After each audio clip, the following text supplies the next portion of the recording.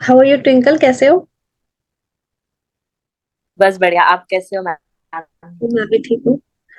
सो congratulations आपको, आपके professor के लिए फुल टाइम थैंक लेक्चररशिप आपको। So hello everyone, welcome to Nav classes you. Podcast. So आज मेरे साथ है ट्विंकल रजनी। सो कॉन्ग्रेचुलेशंस ट्विंकल, आपको आपके फुल टाइम लेक्चररशिप के लिए। एंड आपको कैसा फील हो रहा है अभी? Thank you so much ma'am, thank you so much. बहुत अच्छा लग रहा है। इट्स लाइक मुझे ऐसा लग रहा है मैं अपना ड्रीम लाइफ जी रही हूँ, जो स्टार्टिंग से इच्छा थी कि ऐसा होना चाहिए, वो सब उसी वे में हो रहा है। तो बहुत अच्छा लग रहा है। अभी आपका गुजरात यूनिवर्सिटी है ना, तो ये स्टेट यूनिवर्सिटी के साथ एफिलिएटेड है कॉलेज, हाँ, ऐसा स्टेट यूनिवर्सिटी। हाँ हाँ कुछ? हाँ। गुजरात में एक ही सेंट्रल यूनिवर्सिटी, बाकी स्टेट है, तो ये स्टेट यूनिवर्सिटी के साथ एफिलेटेड है। ऐसा है। ये गवर्नमेंट में ही आ जाता है ना? है प्राइवेट है, प्राइवेट कॉलेज प्राइवेट है, यूनिवर्सिटी स्टेट है। नहीं, अब प्लस क्लास में भी थे ना, तो उससे आपने अपना ये एग्जाम क्रैक किया है? हाँ जी, हाँ, उससे बता आपने सकते कॉन्सेप्ट हुए थे। बेसिकली कैसा था, मतलब मेरे को जब एम कॉम के सेकेंड ईयर में थी, तब मुझे एक मैम ने बताया था कि भाई जैसे अन अकेडमी पे नेट की प्रिपरेशन करवाई जाती है। पहले तो कुछ आइडिया नहीं था ना, यूट्यूब पे कभी ऐसा कुछ देखा था। तो मैम ने बताया कि अन अकेडमी पे प्रिपरेशन होती है। फिर उन्होंने आपका ही बताया था कि नवदीप मैम करके है, वो पूरा करवा देते हैं। उन्होंने बेसिकली दो तीन एजुकेटर्स को ट्राई किया था, पर वो कोर्स फिनिश नहीं करवाते थे और कंटेंट इतना रिच नहीं था। तो फिर उन्होंने बताया था कि ऐसे मैम है, आवाज कट। कोविड के टाइम पे। हाँ हाँ, अच्छा।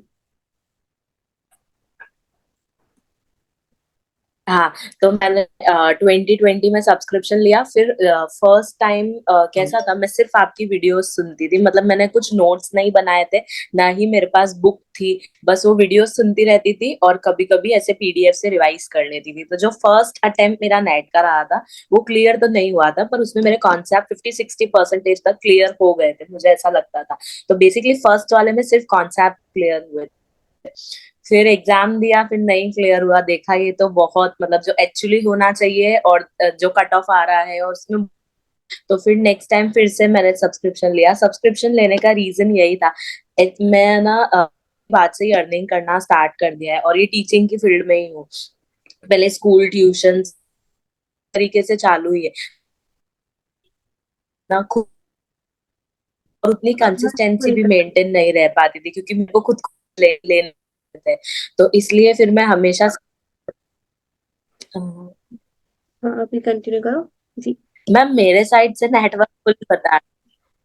हाँ, अच्छा। तो फिर इसलिए मैं सब्सक्रिप्शन लेना ज्यादा प्रेफर करती थी कि कंसिस्टेंसी मेंटेन रहे। तो मैं कभी लाइव क्लास तो देखती नहीं थी, क्योंकि उसमें टाइम मैच नहीं होता। तो बाद में फिर आप क्लास ले लेते थे, उसके बाद फिर 1.5 पे या 1.75 पे देख के डेली जो आपके स्केड्यूल थे, जैसे कि फर से आपने अगर आज क्लास लिया है तो मैं उसको कल देखूंगी। मतलब मैं एक दिन थोड़ा ये लैग रखती थी कि कभी आप नहीं ले रहे हो, ऐसे तो आप ऑलमोस्ट क्लास लेते हो, पर लास्ट वर्किंग डेज में जैसे आप नहीं लेते हो, तो फिर उतना मैं टाइम पीरियड का रखती थी कि भाई ऐसा कुछ हो तो मेरे पास क्लासेस रहनी चाहिए कि मैं रिवाइज कर सकूं। फिर मैंने सेकंड अटेम्प्ट में ऐसा किया था, फिर मैंने नोट्स वगैरह भी बनाए थे, पर वो अटेम्प्ट नेट नहीं निकला था। तो फिर थर्ड अटेम्प्ट में मैंने फिर से सब्सक्रिप्शन लिया, फिर से प्रिपरेशन स्टार्ट की। तो फिर मेरा नेट क्लियर हो गया था, और जेआरएफ और नेट के कट ऑफ में, मतलब मेरे जो मार्क्स थे, अगर वो 6 या 8 और होते ना, तो मेरा जेआरएफ क्लियर हो जाता, ऐसा था।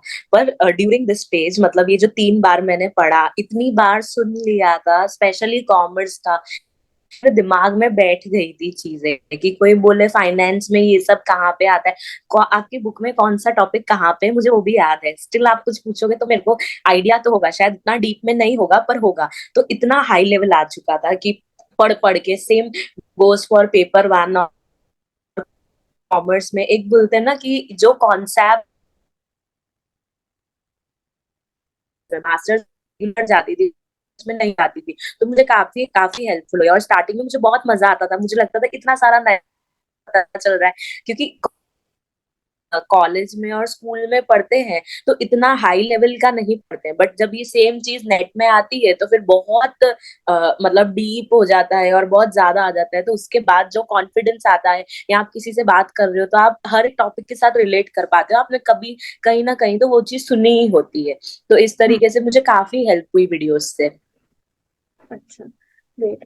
तो आपने पहले एड हॉक पे या टेम्परेरी पे ही अपने यूनिवर्सिटी में पहले टीच किया है ना? तो हाँ उसके हाँ बारे में बताइए, हाँ। वो कैसे किया था फिर आपने? उसके लिए इंटरव्यू हुआ था? हाँ जी। जब हम्म। अ, जब मेरा मास्टर्स फिनिश हुआ था ना, तो बेसिकली फिर मैंने मेरे जो बैचलर्स में एक सर के साथ मेरे अच्छे कनेक्शंस थे, तो मैंने उन्हें कॉल किया था कि भाई कहीं आपको अगर पता हो कि कहीं और कॉलेज में ऐसे विजिटिंग फैकल्टी की रिक्वायरमेंट हो। तो उन्होंने तब मुझे दो तीन कॉलेजेस में उन्होंने मेरे लिए बात किया था कि भाई ऐसे एक मेरी स्टूडेंट है, वो आने वाली है, अगर आपके यहाँ रिक्वायरमेंट हो तो आप उससे मिल लेना। तो मैं एक कॉलेज में गई थी, पर तब उस टाइम पे ना मेरे पास स्लेट था ना नेट था, दोनों ने इतना अप्रोच वगैरह नहीं किया। फिर दूसरी कॉलेज में गई, वहां पे एक फैकल्टी ड्यूरिंग द सेमेस्टर छोड़ के चली गई थी, तो दे वर लाइक कि उन्हें चाहिए ही था कोई ना कोई।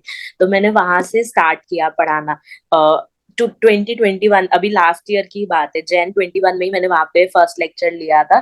तो वहां पे मैं इकोनॉमिक्स पढ़ाती थी बैचलर्स में, ऐसा था, बीकॉम FY SY TY में। फिर वहां से लेके उधर के एक सर ने देखा कि भाई जो मेरे ही जिनका मेरे साथ सब्जेक्ट शेयरिंग था ना, उन्होंने देखा कि भाई ये पढ़ाती है करती है अच्छा है। तो फिर उन्होंने जिस कॉलेज में अभी मेरा हुआ वहां पे मेरा रेफरेंस दिया। तो फिर ये कॉलेज में मैंने as a visiting faculty M Com में लेक्चर्स लेना स्टार्ट किए, थियरी सब्जेक्ट के, बिजनेस एनवायरनमेंट और ये सब सब्जेक्ट होते, तो मैंने वहां पे एमकॉम में as a visiting faculty lecture लिए। फिर उसके बाद वही सर ने मुझे बताया कि भाई इधर बीकॉम में भी रिक्वायरमेंट है ऐसा। तो मैं एक बार जाके उनसे मिल के आई। और फिर उनसे जब मैं मिलके आई तो उन्होंने मुझे पेमेंट थोड़ा कम था स्टार्टिंग में, और जब मैंने लास्ट ईयर भी लेक्चर लिया था ना तब पेमेंट बहुत कम था। पर मेरे लिए अर्निंग उस टाइम पे फैक्टर नहीं था, मेरे को जस्ट एंटर होना था। मैंने जी। पेमेंट की तरफ देखा ही नहीं, इंस्टेंट मेरे एफर्ट्स लगाती रही वैसा। तो फिर मैं वो कॉलेज में मैंने गई मैं। तो उन्होंने बोला कि आप फुल टाइम आओ। मेरा टाइमिंग उस टाइम पे जैसे नॉर्मल प्रोफेसर होते वैसा ही था, बस लेक्चरार था उस टाइम पे। फिर फुल टाइम में जाती थी, मुझे उन्होंने पहले इकोनॉमिक्स और लॉ पढ़ाने का बोला था। तो मैंने इकोनॉमिक्स और लॉ वहां पे पढ़ा। फिर उन्होंने देखा कि धीरे धीरे फिर कभी कभी हम जैसे स्टाफ रूम में बैठते थे तो ऐसे कुछ डिस्कशन होता था, जैसे फॉर एग्जांपल कोई स्टैटिस्टिक्स के प्रोफेसर हाइपोथेसिस की बात कर रहे हैं या जेड टेस्ट टी टेस्ट के बारे में कर रहे हैं, तो मुझे वो सब चीजें पता थी, मैंने पढ़ी भी होती थी, मैं थी ऐसा। तो फिर उनको पता चला कि इसका तो कितना मतलब नेट में है। फिर यही टाइम पे एक मैम थे, उनका ग्रांटीनेट में इंटरव्यू था। तो वो कम्युनिकेशन, वो CC और इंग्लिश के फैकल्टी थे।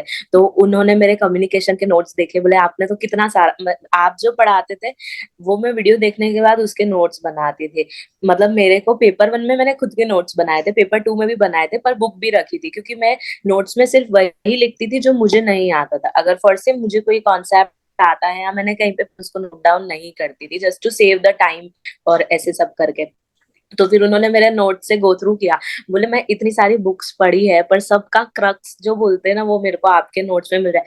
फिर उन्होंने कई बार, जैसे मैं ऐसे गो थ्रू कर रही थी, तब मेरा नेट क्लियर नहीं हुआ था, जब मैं ज्वाइन हुई थी उससे उसके बाद नेट क्लियर हुआ। तो ऐसे मेरे डेस्क पे बुक पड़ी रही, गुड इवनिंग मैम, यहाँ मतलब सारे जो यूनिट्स होते हैं कॉमर्स के, तो उसके कोई कोई प्रोफेसर ऐसे देखे ना तो उनको ऐसे पता चला कि भाई इसको बहुत नेट का ऐसे वाइड नॉलेज है। फिर उन्होंने मुझे एक दो मैम ने ऐसा भी बोला कि आप हमें रिसर्च समझाओ, रिसर्च बताओ। फिर मैंने उन्हें रिसर्च के टाइप्स एक्सप्लेन किए, तो फिर उन्हें पता चला कि इसके कॉन्सेप्ट बहुत ज्यादा क्लियर है ऐसे। फिर वो मुझे बोलते हैं कि अभी आप हमें नेट के लिए पढ़ाओ, पर अभी थोड़ा काम रहता है तो हम इतना वो पढ़ाई साइड में नहीं फोकस कर पाते। पर है कि अब नेक्स्ट ईयर आपको ही हमें नेट क्लियर करो, स्लेट ही क्लियर हो जाए ऐसे। क्योंकि वो सब मैं जो अभी जो कॉलेज में ज्वाइन हुई हूँ मैं वहां सबसे छोटी हूँ, मेरे से मेरी एज भी इतनी अभी ज्यादा है नहीं। तो मैं सबसे छोटी हूँ, और बाकी सब जो फैकल्टी है वो 5 साल का गैप है, 10 साल का है, कोई कोई मैरिड है, उनके बच्चे हैं इतने बड़े बड़े। तो मतलब वो एक उनकी टाइम पे नेट स्लेट का इतना नहीं था। हम्म, तो अभी उनको क्लियर करना है, बट उनको एक सही गाइड नहीं मिलती है। तो मुझे है आप हमें ये सब पढ़ाओ, क्योंकि तब आगे आप पढ़ाते थे तो मैं लिखती रहती थी, तो फिर मैं उनको स्टाफ रूम में बैठ के करवाती रहती हूँ ऐसे नेट का, कभी कोई टॉपिक पे डिस्कशन हो गया तो वो सब चीजें, तो उनको वहां से पता चला कि भाई ठीक है, अ, उसे होता है कि थोड़ा अटक रहा है स्टूडेंट्स के बीच साथ में। असाइन करके ज्यादा सब चीजें भी बहुत मैटर करती है, यही है कि फॉर द स्टूडेंट्स ओनली। तो मैं मेरे साइड से तो फुल है नेटवर्क, ऐसा है मेरे को पता आपके नहीं। थोड़े जो है ना वो कम बता रहे हैं सिग्नल। अच्छा, ऐसा भी बताता है किसका सिग्नल कम है? अच्छा अच्छा, अभी हाँ, तो ठीक है। हाँ वो सिग्नल का नीचे बताता है। जी जी। ओके। हाँ। तो बेसिकली अब आ रहा है। हाँ जी। हाँ, तो मैं स्टूडेंट्स के साथ भी बहुत इंटरेक्शन करती रहती थी, मतलब उनको कोई गाइडेंस वगैरह की जरूरत हो तो जितने हो सकता है उतना स्टूडेंट्स के लिए करती थी। तो फिर उनको वो चीज, जब टीचर्स डे था तब मैं तो लेक्चरर ही थी, मेरे को गए हुए 2 या 3 महीने हुए थे, तो तब जो स्टूडेंट्स ने टीचर्स डे पे रिस्पॉन्स दिया था ना, वो बहुत इनक्रेडिबल था। मुझे स्टिल ऐसे फील होता है कि उस टाइम पे जो मुझे मिला, जो इतना सारा प्यार और रिस्पेक्ट मिली, वो बहुत अच्छी थी। और बेसिकली वो एक ही रीजन की वजह से था कि आप कितना आपके में नॉलेज है, आपके पास कंटेंट कितना है, आप कितना ज्यादा इंटरेक्शन कर पाते हो स्टूडेंट्स के साथ, वो सब चीजें मिला के एक, और आप कितना उनके साथ रिलेट कर पाते हो। क्योंकि अब क्या है कि उन लोगों को इमोशनल सपोर्ट चाहिए, लाइक हम उन्हें कुछ डांटे करें तो उन्हें वो अच्छा वो नहीं समझेंगे, तो उनके साथ एज अ फ्रेंड करके बात करना, तो वो सब चीजें मैं करती हूँ स्टिल, स्टूडेंट्स के साथ इंटरेक्शन करती रहती हूँ, तो वो कहीं ना कहीं वो फैक्टर मुझे बहुत हेल्पफुल रहा। फिर यहाँ से, ये प्राइवेट कॉलेज है ना, तो यहाँ से कुछ प्रोफेसर्स का गवर्नमेंट में हो गया था, तो उनको अब कॉमर्स और अकाउंटेंसी की रिक्वायरमेंट थी, ऐसा था। तो अब जब कॉमर्स और अकाउंटेंसी की रिक्वायरमेंट थी, तब उन्होंने मुझसे पूछा कि आपको एज अ असिस्टेंट प्रोफेसर मतलब ज्वाइन होना है। तो मैंने कहा हाँ, मेरे को ऐसा इंटरेस्ट है। तो उन्होंने बोला ठीक है, फिर हम आपका इंटरव्यू कंडक्ट करवा देंगे। तो फिर इंटरव्यू के लिए उन्होंने बोला था, फिर मैंने इंटरव्यू में भी टॉपिक्स प्रिपेयर किए थे। अकाउंट्स के 5 किए थे, मैनेजमेंट के 3 किए थे। तो मैं इंटरव्यू में जो हम पढ़ाते हैं, मतलब उन्होंने जो हमसे क्वेश्चन पूछे थे वो सब्जेक्ट नॉलेज रिलेटेड पूछे थे। फर्स्ट तो बेसिक क्वेश्चन था, टेल मी अबाउट योरसेल्फ, और तो बीकॉम में अकाउंटेंसी सेम 1 और सेम 2 में उसके मैंने कुछ कुछ चैप्टर्स उठाए थे और उसका पूरा कॉन्सेप्ट प्रिपेयर किया था। ऑलमोस्ट चीजें तो नेट में आ जाती है, पर नेट में जो अकाउंट्स का पार्ट है ना, वो थोड़ा कम है। जो हम बीकॉम और एमकॉम में अकाउंट्स पढ़ाते हैं वो बहुत हाई लेवल है, तो कहीं ना कहीं ऐसा बहुत लगता बढ़िया। है कि अभी हमें अकाउंट्स पे इफ हाँ, अकाउंट्स का प्रोफेसर बनना है तो उसके लिए आपको अलग से एफर्ट्स डालने पड़ेंगे। बाकी जैसे कॉमर्स है, और बाकी एचआरएम हो गया, मार्केटिंग हो गया, तो वो सब चीजें तो आ जाती है, वो सेम ही है कहीं ना कहीं। वो कॉन्सेप्ट हमने नेट में पढ़ा ही होता है, वही हम पढ़ाते हैं। पर अकाउंट्स में थोड़ा ऐसा रहता है, तो फिर उसमें मैंने थोड़ा ज्यादा टाइम लेके ऐसे इंटरव्यू के लिए प्रिपेयर किया था। फिर जब इंटरव्यू हुआ था, तब उन्होंने मुझसे पूछा था, जो एक्सपर्ट थे सब्जेक्ट, कि आप कौन कौन से टॉपिक्स पढ़ाते हो, ऐसा करके। तो मैंने उन्हें बताया कि मैं ये सब टॉपिक्स पढ़ाती हूँ। तो फिर उन्होंने उस पे मुझसे टोटली कंटेंट बेसिक क्वेश्चन था। बेसिकली ये इंटरव्यू में एक एडवांटेज है कि वो आपसे वही पूछते हैं जो आप पढ़ाते हो। तो अगर हम जो पढ़ाते हैं और वो हमें क्लियर है, तो हम अच्छे से इंटरव्यू अटेम्प्ट कर पाते हैं। और मेरा इंटरव्यू अच्छा ही गया था, मेरा कुछ ऐसे ऑलमोस्ट कोई एक क्वेश्चन मुझे शायद नहीं आता था, तो मैंने उन्हें कहा था कि मेरे बाकी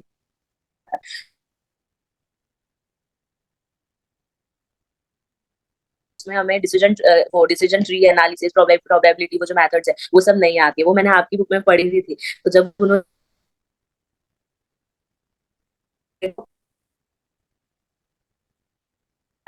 मैंने ये बुक मेथड्स पढ़ी है, तो मैंने उन्हें वो फाइनेंस में जो एनपीवी हाँ अंडर डिसीजन ट्री एनालिसिस हाँ। ऐसा करके, हाँ वो उस, तो ये चीज हमने कभी बीकॉम में नहीं पढ़ी है। एमकॉम में ये आता है पर इतना डीप में, अब एमकॉम में भी हम एक सब्जेक्ट पढ़ाएंगे, सब तो नहीं पढ़ाएंगे, तो इतना याद नहीं था। पर फिर वो मेरे को उन्होंने, और ये चीज अच्छी हुई, जब उन्होंने क्वेश्चन पूछा तो उन्होंने एक हिंट दे दी कि उसमें प्रोबेबिलिटी करके एक मेथड आता है, तो मुझे याद आ गया कि हाँ, इसके साथ बाकी के ये 3 मेथड्स थे, तो फिर मैंने उन्हें बोला कि ये 3 मेथड्स भी है ऐसे करके। तो ओवरऑल बेसिकली अगर आपके कंटेंट क्लियर होगा ना, और स्पेशली ये नेट का जितना भी आता है, तो हो जाता है इजीली। इंटरव्यू में कुछ ऐसा इश्यू नहीं आया था। एक ये भी एडवांटेज था कि मैं उधर ऑलरेडी लेक्चरर थी, बट उसके साथ साथ ऐसा नहीं है कि मुझे बेनिफिट्स मिले थे। मैंने इंटरव्यू के लिए प्रिपरेशन टोटली की थी, वही हार्ट बीट थी कि अब क्या होगा, और ऐसा भी था कि एंड मोमेंट पे शायद किसी और को भी कर ले। तो वो फैक्टर लेके मैं कंसिडर करके चल ही रही थी कि अगर मेरा सिलेक्शन नहीं भी हुआ तो फिर मैं मैनेज कर लूंगी कैसे ना कैसे करके। बट हाँ, फिर मैंने पढ़ा भी उस हिसाब से था कि जो मेरे को टॉपिक्स मैंने जो प्रिपेयर किए थे उसके बारे में फुल आना चाहिए वैसा। हाँ जी, बिल्कुल वो हमने प्लस क्लास में किया भी था डिसीजन ट्री करके। और उसके दो मेथड होते हैं ना, एक मैथमेटिकल हाँ, और एक वो वाला, जिसमें आप सिंगल में भी जा सकते हो और दो रास्ते भी ढूंढ सकते हो, गेम की तरह, मारियो के गेम का जो एग्जांपल मैं तो दिया करती हूँ। हाँ, ठीक है, हाँ, चलो। तो वो सब चीजें बहुत हाँ, ज्यादा तो। ठीक है। हाँ, तो बेसिकली कैसा है कि जैसे फॉर से अब जैसे मेरा थर्ड अटेम्प्ट में नेट निकला था, बट स्टार्टिंग में मुझे काफी टाइम ऐसा आया कि अभी मैं शायद मेरे से नहीं हो रहा है, पता नहीं क्यों नहीं हो रहा है। मैं इतना पढ़ रही हूँ, और ऐसा नहीं है कि मैं टाइम पास कर रही थी। मेरा सब्सक्रिप्शन लिया हुआ होता था, क्योंकि मेरे पास उसके बिना पढ़ने का टाइम ही नहीं था ना। मैं कंसिस्टेंसी मेंटेन कर कर पाऊँ इसलिए भी मैं लेती थी। और मैं बाकी भी जैसे हॉलीडे होती थी तो उसे प्रॉपर यूटिलाइज करके पढ़ने पे ही ध्यान देती थी, पर मेरे को पता नहीं चल रहा था क्यों नहीं हो रहा है। पर फिर मुझे अब रियलाइज होता है कि वो थर्ड अटेम्प्ट में हुआ, बट उस ड्यूरिंग मेरे इतने ज्यादा कॉन्सेप्ट क्लियर हो गए जो शायद अगर मेरा एक अटेम्प्ट में जीआरएफ हो जाता तो भी नहीं होते। क्योंकि आप कोई चीज अज्ञान एंड अज्ञान उसको पढ़ते जाओगे, वही चीज सुनते रहोगे, तो उसमें फिर आपका एक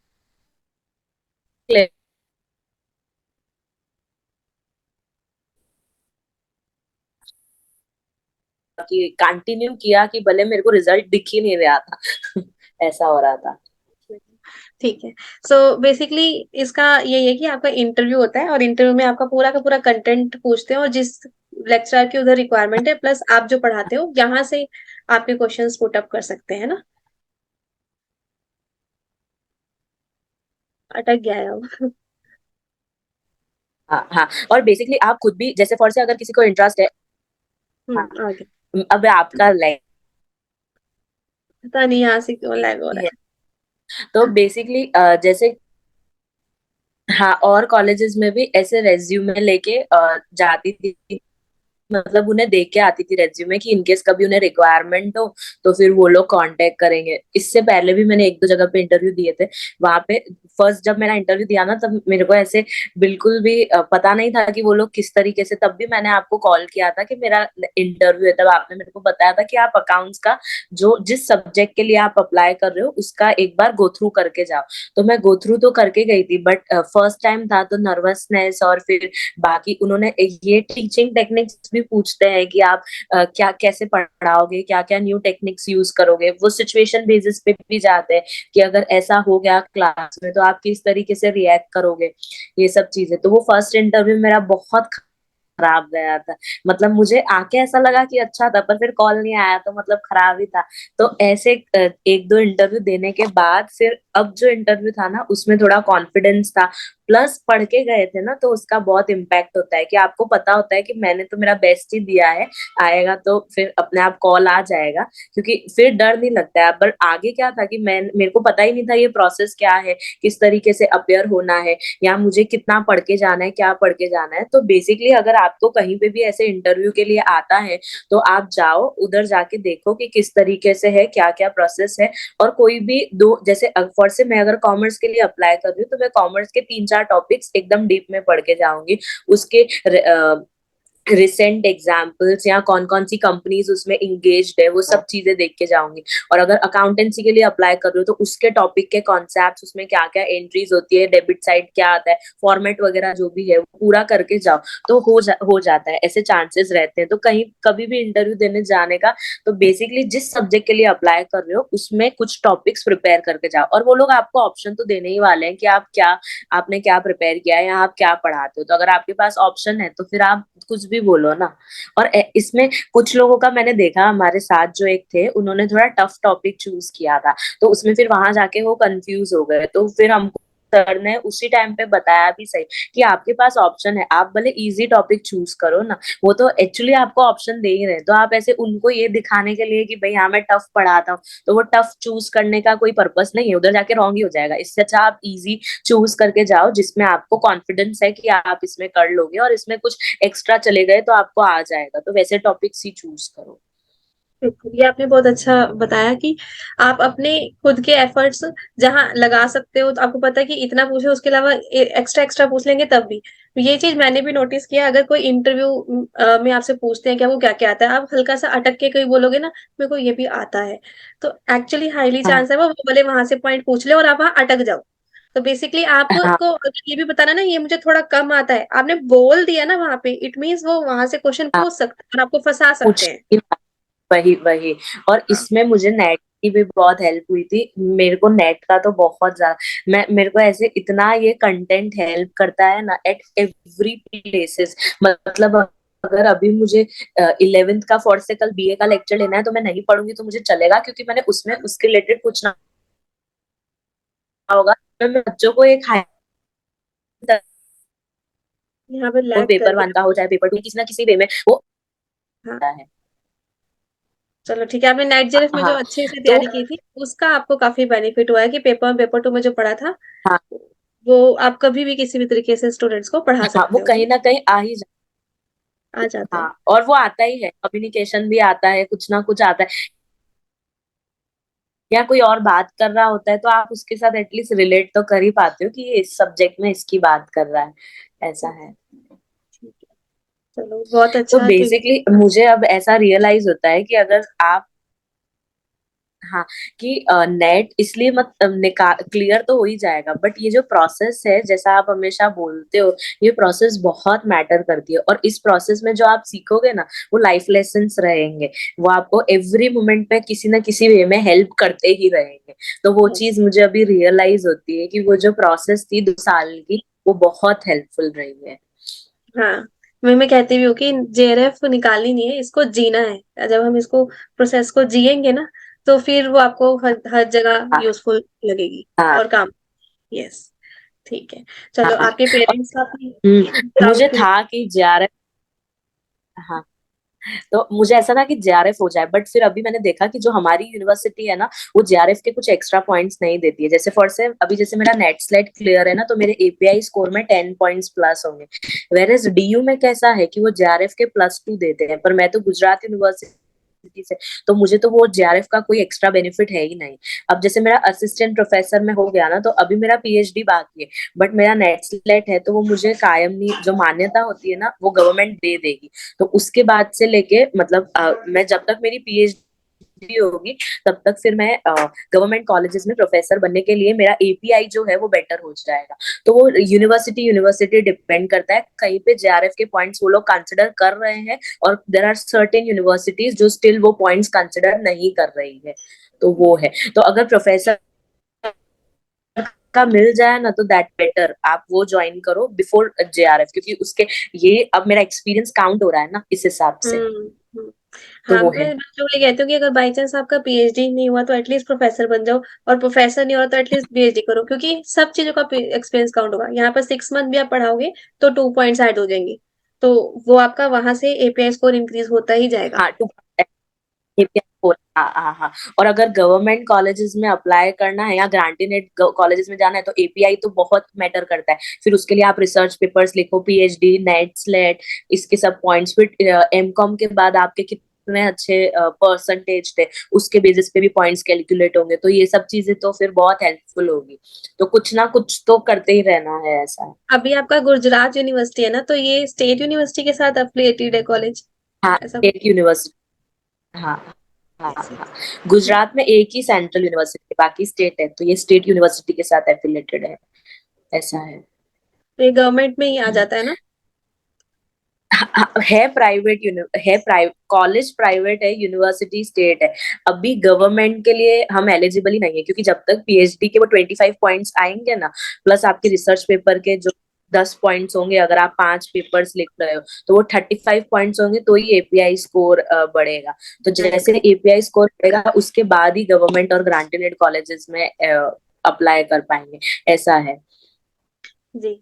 अभी कल ही निकाला एक नया यूजीसी के चेयरमैन ने कि आपका विदाउट पीएचडी भी हो सकता है असिस्टेंट प्रोफेसर हाँ में। हाँ, तो उसमें 3 रिक्वायरमेंट्स है, या तो आपका नेट होना चाहिए, या स्लैट होना चाहिए, या पीएचडी होना चाहिए। अगर ये तीनों में से आपके पास एक भी चीज होगी ना, तो आपको फिर वो लोग है ना असिस्टेंट प्रोफेसर का टैग तो देते ही है, प्लस वो मान्यता भी देते हैं कि जिससे आपका एक्सपीरियंस काउंट हो जाता है, ठीक ऐसा है। है। क्योंकि प्राइवेट में भले वो लोग जैसे मैंने तो 2016 के बाद से पढ़ाना स्टार्ट कर दिया था, पहले स्कूल में पढ़ाती थी, फिर ट्यूशंस में, और फिर अभी कॉलेजेस में। तो ऐसे तो मेरे पास एक्सपीरियंस है, बट ऑन पेपर जीरो है। तो अब जैसे यस। मेरा लास्ट संडे इंटरव्यू था, तो वो संडे के बाद से ही मेरा एक्सपीरियंस काउंट होगा, ऐसा है। क्योंकि नेट, स्लेट और पीएचडी, ये तीनों में से कोई दो, एक चीज आपके पास होनी ही चाहिए, तभी आप प्रोफेसर के हाँ, लिए एलिजिबल हो। कहीं ना कहीं ये है कि चलो आपका है तो आपका असिस्टेंट प्रोफेसर हो गया, अब ये काउंट होने लगे क्योंकि आप हाँ, फुल टाइम असिस्टेंट प्रोफेसर हो गए हो, है ना। लेकिन ऐसा। ये चीज आपका जैसे है कि अगर आपको और ज्यादा आगे हाई स्केल पे ग्रो करना है तो कहीं ना कहीं हमें चाहिए एपीआई स्कोर की वजह से पीएचडी हाँ, आगे जाए। पीएचडी अगर चाहिए ही आपको चाहिए। हाँ हम्म, हाँ। इसलिए उसके लिए भी एफर्ट लगाना चाहिए। मैं बच्चों से पूछती हूँ ना कि आप क्या चाहते हो, अफर्मेशन लिखो, तो ये नेट जेआरएफ पीएचडी पहले लिखते थे, मेरी कल वाली न्यूज सुन के सब ढीले पड़ गए, नहीं मैम ठीक है नेट जेआरएफ निकालो असिस्टेंट वैसे बन जाएंगे। नहीं वो चीज को नहीं नहीं, छोड़ो मत। पीएचडी के बिना तो भी नहीं है। मैंने जब लास्ट ईयर था ना, तो उसमें कैसा था कि जब नेट मैंने लास्ट एग्जाम, इससे पहले जो अटेम्प्ट हुआ था ना, नवंबर में जो एग्जाम था, तब मेरा नेट नेट क्लियर हुआ था।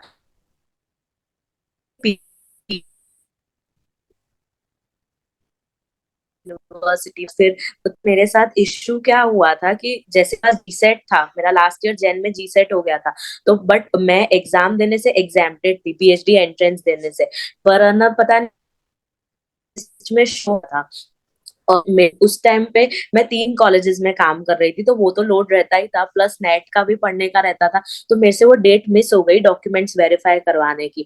तो इसलिए उस टाइम पे कैसा हुआ कि मेरा वो चीज नहीं हो पाई पीएचडी में। और उसमें फिर ऐसा था कि मैं एग्जाम देके अपेयर होके आरडीसी तक जा सकती थी, इतना मुझे पता था कि अगर मैं एग्जाम में अपेयर हो जाऊंगी तो मेरी एग्जाम क्लियर हो जाएगी। पर मैंने वो अवॉइड करके नेट को फर्स्ट प्रेफरेंस दिया था, क्योंकि नेट में भी 10 दिन बाकी थे और ये पीएचडी के प्रोसेस में भी 10 दिन बाकी थे। तो मैंने सोचा कि पहले मेरे को नेट क्लियर करना है, पीएचडी में कोई और प्राइवेट यूनिवर्सिटी से भी कर सकती हूँ। तो इसलिए फिर मैंने उस टाइम पे नेट को प्रेफरेंस दिया था, फिर नेट निकल गया। अब मेरा टारगेट पीएचडी रहेगा, क्योंकि अगर इन फ्यूचर आपको गवर्नमेंट कॉलेजेस में काम करना है तो पीएचडी के बिना तो नहीं ही होने वाला है, क्योंकि आपका एपीआई ही नहीं बढ़ेगा, हाँ, ऑन पेपर वो जो मर्जी बोल ऐसा दे, है। लेकिन ये अल्टीमेट आगे जाकर करना ही पड़ेगा रिसर्च वगैरह। अभी खुद के जो सीनियर प्रोफेसर होंगे वो करना रिसर्च ही करते पड़ेगा। रहते हैं। हाँ। हाँ, तो वो लोग, वो तो गाइड है, मतलब मेरे साथ जो मेरे स्टाफ रूम में जो प्रोफेसर्स हैं, उसमें 3 प्रोफेसर्स तो पीएचडी गाइड है। तो उन्होंने मुझे लास्ट टाइम भी सबने समझाने की बहुत ट्राई किया कि भाई आप अपनी सीट मिस कर रहे हो, क्योंकि मैं ऑलरेडी स्लेट थी, तो मेरे को इतना इशू नहीं आने वाला था। पर पता नहीं कि उस टाइम पे मेरे को नेट में ज्यादा स्कोप दिख रहा था, तो मैंने नेट चूज किया कि मुझे अभी वो नेट आपने में ठीक दस किया। दिन ही है, या मैं पीएचडी, हाँ, हाँ, या मैं पीएचडी पे फोकस कर सकती थी, या मैं नेट का रिवाइज कर सकती थी। तो मैंने नेट को फर्स्ट प्रेफरेंस दिया था, तो फिर तब वो वो निकल इसलिए गया, क्योंकि अब फिर आपका नेट पीएचडी का लाइफ फिर टाइम रहेगा। वैलिड है। At least you have something with you, है ना, हाँ लाइफ टाइम वैलिड है नेट। हाँ। तो इसलिए उसकी टेंशन खत्म हो गई हम्म अब आप यहाँ फोकस कर सकते हो। हम्म।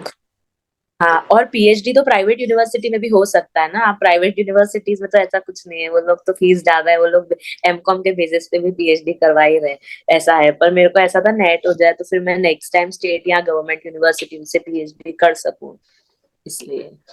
चलो, थैंक्स ट्विंकल, बहुत ही अच्छा और इंफॉर्मेटिव सेशन रहा। आपने बिल्कुल डिटेल में सारी चीजें डिस्कस करी है लर्नर्स के साथ, इंटरव्यू से लेकर आपके अंदर किस तरीके से स्ट्रगल था पहले, और फिर उसके बाद आपका अभी का एक्सपीरियंस आपने शेयर किया कि किस तरीके से आप अभी कॉन्फिडेंटली पढ़ा पाते हो बच्चों को बिकॉज ऑफ एक्सपीरियंस एंड कहीं ना कहीं हमारे नेट जेआरएफ की तैयारी की मेहनत। हाँ, बहुत ज्यादा। सो वो तो बहुत हेल्पफुल, नेट का तो एक्सट्रीम। हेल्पफुल है कंटेंट है। Thanks to everyone. और उसमें एंड हाँ, आपके लेसन बहुत हेल्पफुल रहे थे। मतलब सोती थी ना तो भी ऐसे मेरे को आवाज गूंजती रहती कि हाँ देखती थी, तो मेरा मिस हो गया या मुझे कोई चीज क्लियर नहीं हो रही है तो मैं फिर से रिवाइंड करके वहीं जाके फिर वही वही चीज दोबारा दोबारा सुनती रहती थी, सो दैट मेरे को वो क्लियर हो जाए। तो वो जो आपके साथ जो इतना ज्यादा, और स्पेशली आपका जो कंटेंट है ना, बहुत सारे एजुकेटर्स हैं जो अच्छा पढ़ाते हैं अनअकैडमी पे, नो डाउट, बट जो आपके पास कंटेंट है वो नहीं है दूसरों के पास। मैंने 2-3 लोगों को देख लिया है वहां पे लेसन, ऐसे मन है ना वो एक स्थिर नहीं रहता है, वो इधर उधर हाँ, जाता मैंने रहता है। देखा तो था। मैं दूसरों का सुनती थी। तो बेसिकली मुझे ऐसा लगता था कि चलो ठीक है, पढ़ाने में हो सकता है कि 1-2 पॉइंट वो अच्छा पढ़ा रहे हैं, पर कंटेंट नहीं है। अल्टीमेटली हम ये लेवल पे आ गए हैं कि हमें चीजें सेल्फ एक्सप्लेनेटरी होती है, तो हमें कंटेंट तो चाहिए ही चाहिए। कि अगर कंटेंट नहीं होगा तो आगे जाके आपको ये सब चीजें आधा अधूरा ज्ञान, बोलते हैं ना हाफ नॉलेज इज डेंजरस। तो बहुत सारे ऐसे हैं जो अच्छा पढ़ा रहे हैं पर हाफ नॉलेज दे रहे हैं।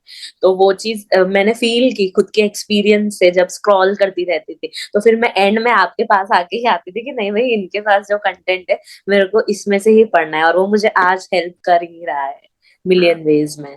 क्योंकि मेरा यही चीज है कि मैं सब कुछ पढ़ाऊंगी, मैं आपको कहूंगी नहीं कि इतना इतना कर लो बहुत है, क्योंकि मुझे पता है अगर आप सब हाँ कुछ करके जाओगे ना, आगे जाके आपको पढ़ाना पड़ेगा तो आप ईच एंड एवरीथिंग डीपली समझा सकते हो, क्योंकि आपके बेसिक क्लियर है हाँ, वहां पर। हाँ बेसिक जी। क्लियर है वही, और एक बार एक डीप हो जाता है। मतलब वो कुछ लोग क्या करते हैं, वही पढ़ाते हैं जो एग्जाम में आने वाला हाँ, है। बट ये आप ना कि ये सिर्फ नेट तक ही नहीं है, आपको आगे भी इस पे ही लेक्चर्स देने हैं। तो बच्चे आपसे जब क्वेश्चन पूछेंगे और आपको सिर्फ 10 या 20% नॉलेज होगी तो आप उनको कैसे आंसर दे पाओगे। तो जब आपने खुद ने डीप में पढ़ा होगा तब आप उनको वो लेवल तक लेके जा सकोगे। तो वो चीज मैंने फील करी कि जो कंटेंट आपने फाइनेंस हो गया या मार्केटिंग हो गया या लीगल एस्पेक्ट्स ऑफ बिजनेस में जो हमने आपने लॉ में इतना सारा पढ़ा दिया है, वो आज भी हेल्प करता है। और वही बीकॉम का कोर्स है देखा आपने जाए तो। पढ़ाया वो। और इनकम टैक्स, हाँ, तो वो चीज बहुत काम आती है। बहुत, मेरे को बुक देखे बिना भी मैं लॉ पढ़ा लेती थी, ऐसा होता था, क्योंकि मैंने वहां पे इतनी बार सुन लिया था, ऐसा था। तो वो कंटेंट बहुत काम आता है, बहुत ज्यादा। चलो, थैंक्स। अभी बस मुझे लगता है 2 मिनट ही है अपने पास, तो तब तक ही डिस्कस कर पाएंगे। बाकी ट्विंकल ने इतना अच्छे से पढ़ा है कि वो अपने सीनियर फैकल्टी तक को वो टॉपिक ऐसा क्लियर कर देते हैं कि वो कहते हैं अच्छा मुझे और समझाओ, है ना। सो हाँ इसी तरीके से ट्विंकल जी आप आगे बढ़ते रहो, और जितना आगे बढ़ना चाहते हो, पीएचडी करना चाहते हो, और साथ में आप प्रोफेसर तक की, जो परमानेंट प्रोफेसर तक की जॉब होती है ना, हाई लेवल की, हाँ, मैक्सिमम स्केल की, I wish you will get that soon. Stay blessed, youngest student to thank get these many things. So ऐसे ही आगे बढ़ते रहो अपने फ्रेंड्स के साथ, अपने रिलेटिव्स के साथ जरूर से सभी शेयर कीजिएगा ट्विंकल का इंटरव्यू। एंड स्टे ब्लेस्ड, हमेशा खुश रहो।